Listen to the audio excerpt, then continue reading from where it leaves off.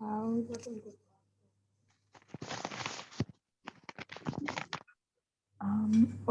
Bismillah.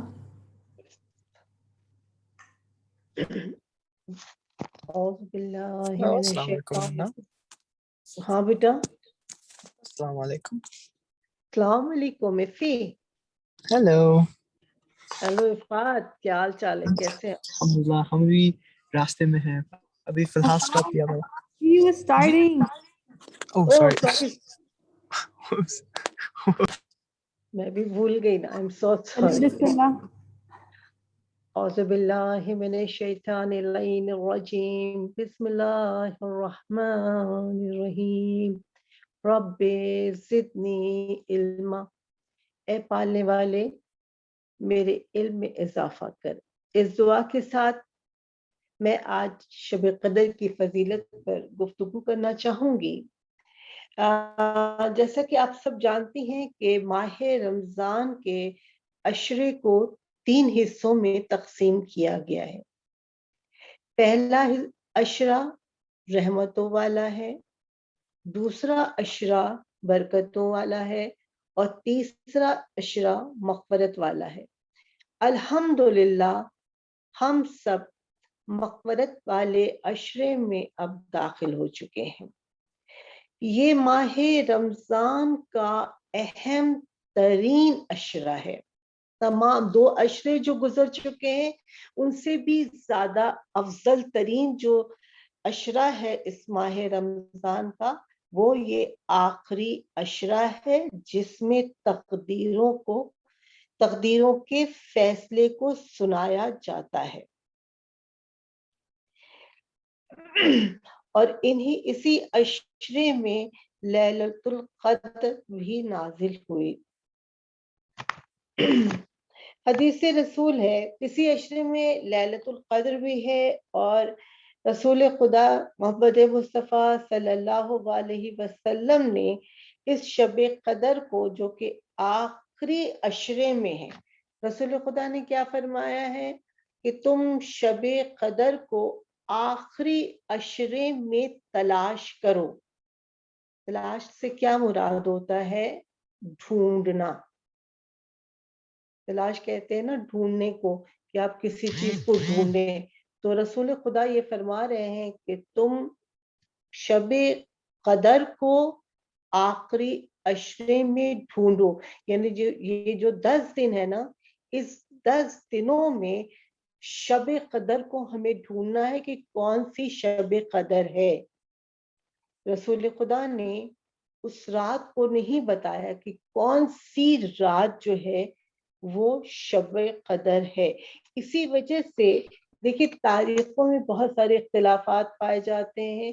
یہ 3 راتوں کو شب قدر کہا جاتا ہے: شب 19، شب 21 اور شب 23. اور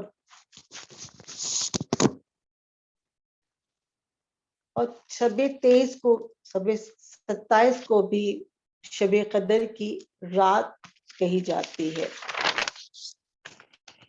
بہرحال یہ شب قدر کی رات میں سب سے عظیم ترین رات ہے، جو کہ تمام راتوں سے افضل ترین رات جو ہے وہ شب قدر کی ہے. اس رات میں امام عصر علیہ السلام کے پاس تمام ملائکہ جو ہیں وہ حاضر ہوتے ہیں، اور جو کچھ بھی مقدر میں لکھا ہوا ہوتا ہے وہ انہیں لا کر دیتے ہیں. آپ غور کریں کہ کتنی عظیم رات ہے یہ رات. اسی طریقے سے دوسری شب 19 کو بھی بتایا گیا ہے، اور شب 23 جو ہے وہ تمام یعنی شب قدر میں سب سے بہترین جو رات ہے وہ ہے شب 23 کی رات ہے. ان دونوں راتوں سے افضل ترین رات شب 23 کی رات ہے. جیسے میں نے پہلے بتایا کہ شب 19 شب قدر ہے، شب 21 شب قدر ہے، اور شب 23 بھی شب قدر ہے. اور شب 23 کی فضیلت ان 2 راتوں سے زیادہ افضل قرار دی گئی ہے. کہا جاتا ہے کہ شب 23 ہی جو ہے وہ شب قدر میں شامل ہے. بہرحال اس رات کے بارے میں کسی کو نہیں معلوم کہ کون سی رات جو ہے وہ شب قدر کی رات ہے.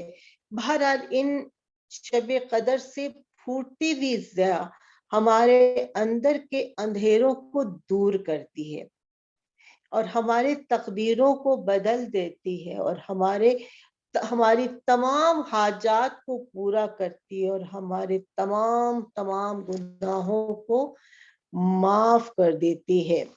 یہ وہ شب قدر ہے کہ جس میں پروردگار عالم نے قرآن مجید کو نازل کیا ہے. آپ دیکھیے، غور کیجئے کہ شب قدر کو کتنی فضیلت حاصل ہے کہ پروردگار عالم نے اسی شب قدر کے اندر قرآن مجید کو نازل کیا ہے. اور شب قدر اتنی حسین و خوبصورت رات ہے. آپ غور کریں کہ پروردگار عالم نے تمام راتوں میں سے شب قدر کو چنا ہے جس رات میں قرآن مجید کا نزول کیا گیا ہے. اور خود پروردگار عالم نے قرآن سورہ قدر میں یہ ذکر کیا ہے، اِنَّا أَنزَلْنَاهُ فِي لَيْلَةِ الْقَدْرِ، ہم نے اس قرآن کو شب قدر میں نازل کیا ہے.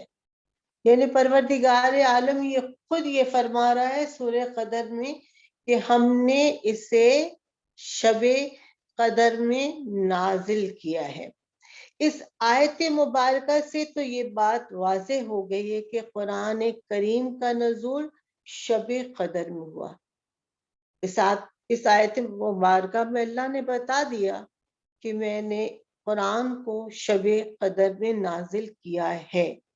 اور دوسری آیت ہے، دیکھیے اس میں کس مہینے میں نازل کیا. دیکھیے سوال یہ پیدا ہوتا ہے نا، ذہنوں میں آتا ہے کہ بے شک پروردگار عالم نے شب قدر میں قرآن کو نازل کیا، لیکن کون سے مہینے میں نازل کیا اللہ نے قرآن کو؟ تو اس سلسلے میں سورہ بقرہ کی آیت نمبر 185 میں موجود ہے. بسم اللہ الرحمن الرحیم، شہر رمضان الذی انزل فیہ القرآن الہدی. رمضان وہ مہینہ رمضان کا ہے جس میں قرآن کو نازل کیا گیا.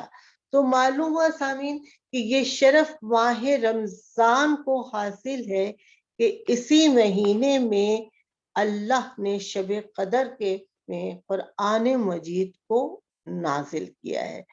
اللہ نے اس آیت مبارکہ میں اس بات کا بھی ذکر نہیں کیا کہ شب قدر تو کون سی شب قدر کی رات ہے. دیکھیے قرآن نے تو اللہ نے تو شب قدر کا ذکر کر دیا، لیکن اس بات کا ذکر نہیں کیا کہ کون سی ایسی رات ہے. قرآن نے بھی اس کا ذکر نہیں کیا، رسول خدا محمد مصطفیٰ نے بھی ذکر نہیں کیا کہ کون سی رات ہے. ائمہ معصومین علیہ السلام سے بھی نے بھی ظاہر نہیں کیا کہ کون سی رات ہے شب قدر کی. جب امام محمد باقر علیہ السلام سے کسی نے سوال کیا کہ مولا شب قدر کون سی رات ہے، اس کی ذرا تفصیل بتا دیجئے، کیونکہ ظاہر زمانے سے جب سے یہ شب قدر کا سلسلہ تھا چل رہا تھا تو لوگ سوال کرتے تھے کہ مولا کون سی شب قدر ہے، کون سی رات ہے جس کو خدا نے قرآن نازل کیا ہے جس رات کو. تو امام محمد باقر علیہ السلام نے فرمایا کہ میں جانتا ہوں، یعنی امام خود یہ فرما رہے میں جانتا ہوں، کیونکہ یہ وہی رات ہے کہ جس رات تمام ملائکہ اور روح الامین تمام حکم الہی سے تمام مقدرات کے فیصلوں کو لے کر میری خدمت میں حاضر ہوتے ہیں. یعنی اس بات سے یہ بات واضح ہو گئی ہے کہ یہ تمام ملائکہ جو ہیں تمام ائمہ معصومین علیہ السلام کی بارگاہ میں آتے ہیں. یعنی یہ شب قدر ہے جس میں تقدیروں کا فیصلہ کیا جاتا ہے، اور اللہ نے اسی لیے اس کو شب قدر کی فضیلت اور اہمیت کو اجاگر کیا ہے تاکہ لوگوں کو معلوم ہو سکے اور لوگ شب قدر کی فضیلت کا اندازہ اس بات سے لگا سکے کہ یہ وہ شب قدر ہے کہ جس میں پروردگار عالم تمہارے مقدرات کا فیصلہ کرتا ہے۔ بہرحال سامعین اکرام، اسی طرح امام جعفر صادق علیہ السلام سے کسی نے سوال کیا کہ مولا شب قدر کون سی رات ہے؟ تو امام نے مسکراتے ہوئے جواب دیا کہ کیا یہ بہتر نہیں ہے کہ تم تمام راتوں میں عبادت کرو اور اس کے اجر و ثواب کو حاصل کرو؟ تو نہ اللہ نے قرآن میں شب کی رات کا کوئی ذکر کیا، نہ رسول خدا نے کسی نے ذکر کیا، نہ ائمہ معصومین علیہ السلام نے کسی نے بھی شب قدر کون سی رات ہے اس کا ذکر نہیں کیا ہے۔ لیکن بہرحال یہ شب قدر کی فضیلت اور جلالت عظمت کے بارے میں اللہ تعالیٰ نے سورہ قدر کی دوسری آیت میں کیا فرما دیا؟ خود اللہ تعالیٰ یہ فرما رہا ہے وَمَا أَدْرَاكَ مَا لَيْلَةُ الْقَدْرِ، تمہیں کیا معلوم کہ شب قدر کیا ہے؟ آپ غور کریں اس آیت مبارکہ میں کہ پروردگار عالم یہ فرما رہا ہے تمہیں کیا معلوم کہ شب قدر کیا ہے۔ شب قدر ایک ایسی رات ہے جس کو کہنا چاہیے کہ یہ ایک راز الہی ہے۔ اسی لیے یہی وجہ ہے کہ نہ اس کے بارے میں رسول خدا نے ذکر کیا اس رات کے بارے میں، نہ اس رات کے بارے میں ائمہ معصومین علیہ السلام نے ذکر کیا، کیونکہ یہ ایک راز الہی ہے۔ اللہ ظاہر ہی نہیں کرنا چاہتا تھا اس رات کو کہ یہ کون سی رات ہے جو شب قدر ہے، جو اتنی فضیلت والی رات ہے۔ بس اللہ نے یہ کہہ دیا کہ میں نے شب قدر میں قرآن کو نازل کیا ہے، صرف اتنی سی آیت میں کہا، لیکن رات کا ذکر نہیں کیا۔ اور رسول خدا نے کہا کہ تم ان آخری عشروں میں اس رات کو تلاش کرو، ڈھونڈو، اس کی وجہ کیا ہے۔ اور دوسری دیکھیے یہ جو آخری عشرہ ہے نا وہ مغفرت والا عشرہ ہے، یعنی خدا سے گناہوں کی معافی اور تلافی کا عشرہ ہے۔ اس لیے بھی ہمیں چاہے رسول خدا نے چاہا ہوگا کہ ہم یہ عشرے کی جو آخری عشرہ ہے اس میں ہم زیادہ سے زیادہ توبہ اور استغفار کریں اور اپنی مغفرت کی دعا مانگے تاکہ اللہ ہمیں اس ماہ رمضان میں ہمارے تمام گناہوں کو بخش دے۔ دیکھیے اگر اس ماہ رمضان میں ہمارے گناہ نہیں بخشے جائیں گے تو پھر اگلے سال ماہ رمضان تک امام جعفر صادق علیہ السلام نے فرمایا ہے اگلے سال ماہ رمضان تک تمہارے کوئی گناہ نہیں بخشے جائیں گے۔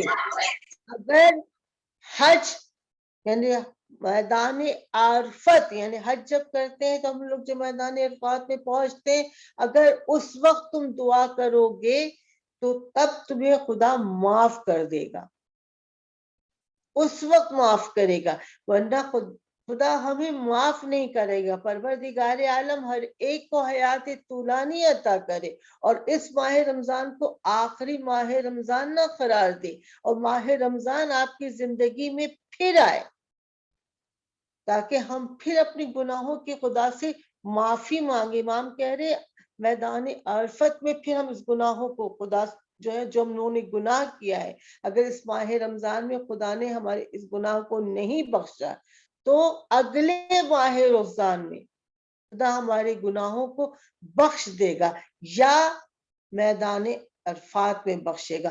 آپ جب وفات جنا اٹھا کر دیکھیں گی تو آپ کو دعاؤں میں سب سے زیادہ کیا نظر آئے گا؟ ایک ہی دعا نظر آئے گی کہ پروردگار عالم ہمیں حج کرنے کی توفیق عطا کر دے، ہمارے مقدر میں حج لکھ دے، حج اور عمرہ لکھ دے، تاکہ ہم مکہ معظمہ تشریف لے جائیں اور میدان عرفات تک پہنچے، اور تاکہ ہم اپنے گناہوں کی تلافی اللہ سے کر سکیں۔ اسی لیے شاید خدا نے اس رات کے بارے میں ظاہر نہیں ہونے دیا، تاکہ ہر ایک مومن بندہ اس فکر میں کہ کون سی رات ہوگی جو شب قدر ہوگی، اپنے آپ کو عبادتوں میں مشغول رکھے گا، وہ اللہ سے توبہ اور استغفار کرے گا تاکہ خدا اس کے گناہوں کو معاف کر دے۔ بہرحال اس کی تاریخ میں بہت ہی مختصر طور پہ اللہ نے کیا فرمایا ہے؟ لیلۃ القدر من الف شہر، شب قدر اور 1000 مہینوں سے بہتر ہے۔ دیکھیے آپ غور کریں، پروردگار عالم نے جب شب قدر کی تعارف کروایا ہے کہ شب قدر کیا ہے، تو کیا کہہ رہا ہے کہ شب قدر 1000 مہینوں سے بہتر ہے، اور ائمہ معصومین علیہ السلام نے قدر منزلت کئی مہینوں سے بھی افضل ہے۔ تو کوئی بھی شب قدر کی رات کی فضیلت کو سمجھ ہی نہیں سکتا کہ شب قدر کی فضیلت کیا ہے۔ دیکھیے تفسیر نمونہ میں سورہ قدر کے کب نازل ہوا، اس کی تفسیر میں کیا لکھا گیا ہے، یہ سورہ کب نازل ہوئی؟ رسول خدا پیغمبر خدا محمد مصطفیٰ صلی اللہ علیہ وسلم سے روایت ہے، آپ یہ فرما رہے ہیں کہ سورہ قدر اس وقت نازل ہوئی کہ جب بنی اسرائیل میں سے ایک شخص نے لباس جنگ جو ہوتا ہے نا، زر جس کو پہنتے ہیں، جس سے لڑائی اور جنگ میں جب ہم لوگ جاتے ہیں تو وہ لوگ پہنتے ہیں زرہ، جس کو کہی جاتی ہے۔ تو وہ جب لڑائی کے لیے جو زر ہے نا، وہ ہمیشہ پہنے رہتا تھا، اور کتنے سال لکھا ہے؟ 1000 سال لکھا ہے، یا 1000 مہینہ، یا 1000 دن، کچھ اس طرح سے لکھا ہوا ہے۔ بہرحال اس میں لکھا ہے کہ وہ پہنے رہتا تھا، یعنی جہاد فی سبیل اللہ کے لیے خود کو آمادہ رکھتا تھا، خود کو تیار رکھتا تھا کہ کسی وقت بھی میں جہاد پر چلا جاؤں اور جنگ کروں۔ تو یہ جو اس طرح پہن کے رہتا تھا، اور اس کی یہ خواہش رہتی تھی، اس طرح کرتا تھا، تو جو اصحاب رسول خدا میں سے تھے ان کو اسے دیکھ کر یہ خواہش دل میں پیدا ہوئی کہ کاش اللہ ہمیں بھی یہ توفیق عطا کر دیتا کہ ہم بھی اسی طریقے سے جہاد کے لیے تیار ہو جاتے۔ جب یہ خواہش دل میں پیدا ہوئی، اسی وقت اس آیت مبارکہ کا نزول ہوا کہ یہ رات 1000 مہینوں سے افضل ہے۔ اس آیت مبارکہ کا نزول دوسری ایک اور روایت بھی ملتی ہے۔ وہ کیا روایت ملتی ہے؟ وہ بھی رسول، دیکھیے تفسیر نمونہ میں سب کچھ لکھا ہوا ہے، آپ چاہیں تو جا کر پڑھ بھی سکتی ہیں اور دیکھ بھی سکتی ہیں۔ تو دوسری روایت میں کیا لکھا ہوا ہے کہ بنی اسرائیل کے 4 افراد کا ذکر کیا، اور یہ روایت ہے رسول خدا سے۔ رسول خدا نے یہ بیان کیا کہ بنی اسرائیل کے 4 افراد تھے جو 80 سال تک اللہ کی عبادت کرتے رہے، بغیر معصیت کے، یعنی بغیر کسی گناہ کے، یعنی متقی پرہیزگار بن کر۔ اور رمضان ہمیں متقی بناتا ہے نا، روزہ ہمیں متقی بناتا ہے نا۔ اور اسی طریقے سے قرآن کی پہلی آیت میں بھی الف لام میم ذالک الکتاب لا ریب فیہ ھدی للمتقین، اور قرآن کی پہلی آیت میں بھی ذکر ہے کہ یہ قرآن پرہیزگاروں کے لیے ہدایت ہے، متقین کے لیے ہدایت ہے. تو وہ لوگ متقی اور پرہیزگار بن کر 1000 سال 80 سال تک، معذرت چاہتی ہوں، 80 سال تک اللہ کی عبادت کرتے رہے. جب رسول کے اصحاب نے انہیں عبادت کرتے ہوئے دیکھا تو ان کے دل میں پھر یہی لالچ، یہی خواہش پیدا ہوئی کہ پروردگار ہمیں بھی تو توفیق عطا کر دیتا، ہم بھی تیری عبادت اس ہی طرح سے انجام دیتے.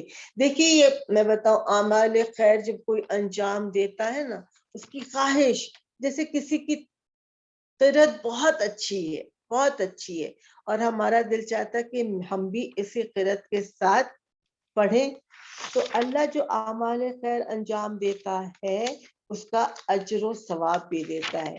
اگر کوئی اس دفعہ قرآن اس ماہ رمضان میں کوئی قرآن کو 2 دفعہ ختم کر دے اور ہمارا یہ دل چاہ رہا ہو کہ ہم 3 دفعہ اس قرآن کو ختم کریں تو اس کا بھی اجر و ثواب ہمیں ملے گا.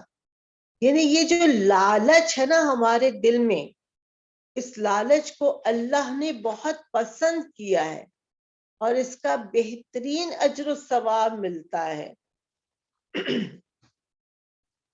اور پروردگار عالم نے دیکھی اس آیت مبارکہ کے آخر میں، اس سورہ قدر کی آخری آیت میں کیا فرمایا ہے؟ سلام ہی مطلع الفجر، صبح کے طلوع ہونے تک السراپا سلامت ہے، سلامتی ہی سلامت ہے. یعنی یہ وہ رات جب گزر جاتی ہے، اس کی صبح جب طلوع ہو جاتی ہے، یعنی پوری رات سے لے کر طلوع صبح تک یہ پوری آپ کے لیے، سب کے لیے ایک سلامتی ہے. یہ وہ رات ہے جو اپنے دامن میں خیر و برکت، رحمت اور سلامتی لے کر آتی ہے.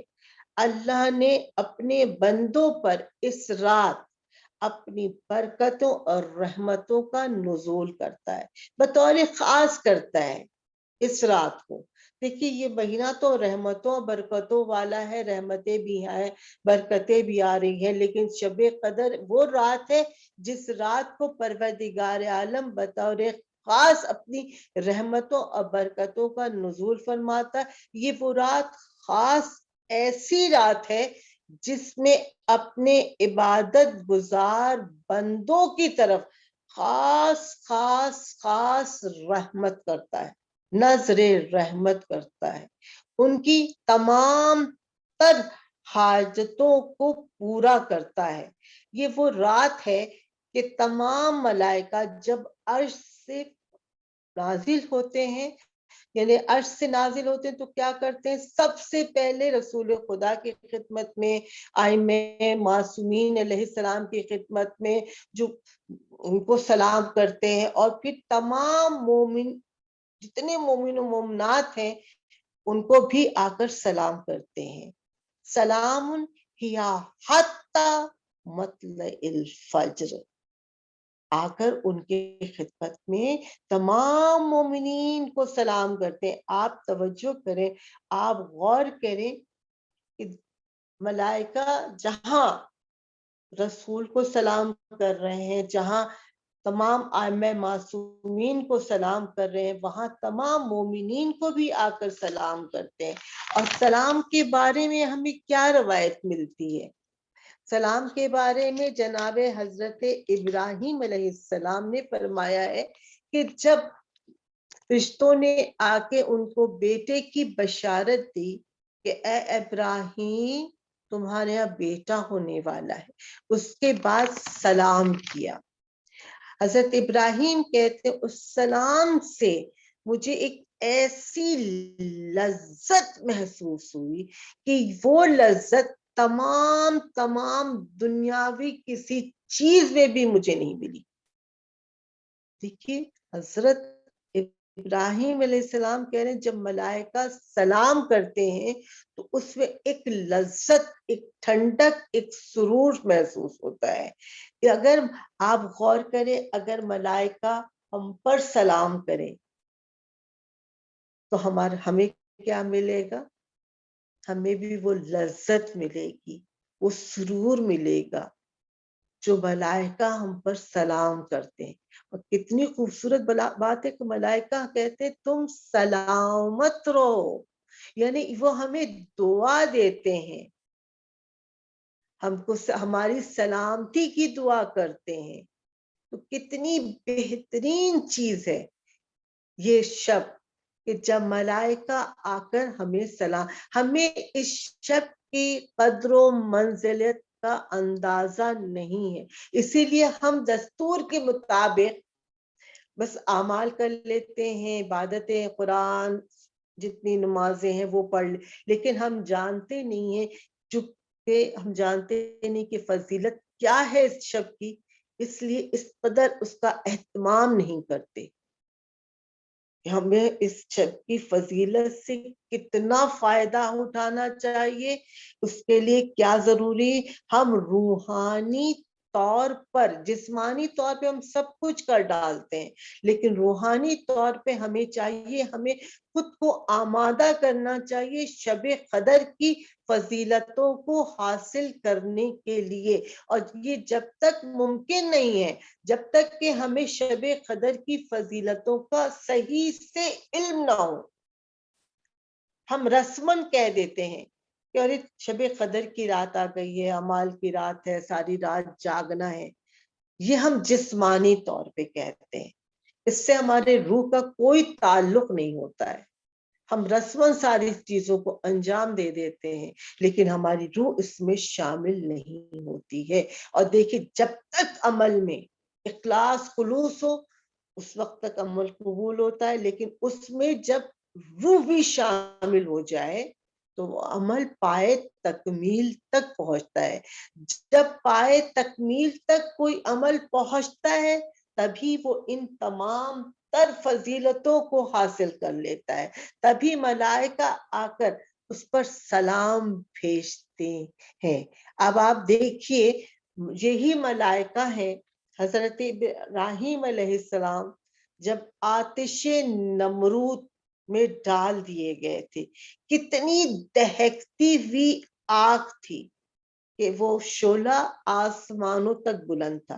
पूरा रिवायत आपको मालूम है, उस पर रोशनी नहीं डालूंगी, बस मुख्तसरन अब कहती चलो कि वो तब जब उस वक्त जब मलाइका ने आकर सलाम किया है तो आपके सलाम की वजह से वो आग जो आसमानों को छू रही थी, लेकिन जैसे मलाइका ने सलाम किया वो आग ठंडी पड़ गई, गुलजार हो गई।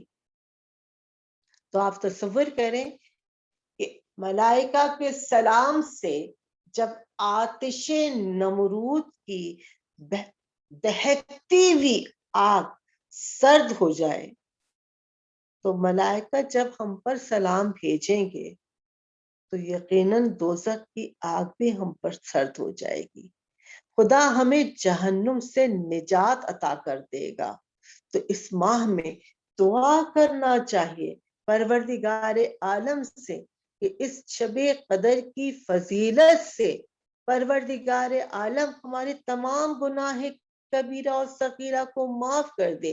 और इसके साथ मैं ये भी बताना चाहूंगी कि तमाम उलमाए दीन ने इस बात का जिक्र किया है कि माह रजब अल्लाह का महीना है, माह शाबान रसूल खुदा का, और ये महीना मौलाए कायनात हजरत अली अलैहिस्सलाम ने कहा है कि ये मेरा महीना है, क्योंकि इसी महीने में आपकी शहादत हुई थी। ये वो महीना है जब मौलाए कायनात की शहादत हुई और मौलाए कायनात ने कहा ये मेरा महीना है।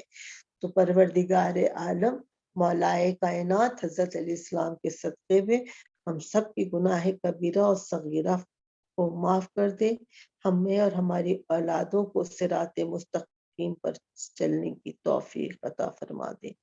امام زمانہ کا جلد سے جلد ظہور ہو جائے. آمین ثم آمین. اللہم صلی اللہ محمد وعلی محمد.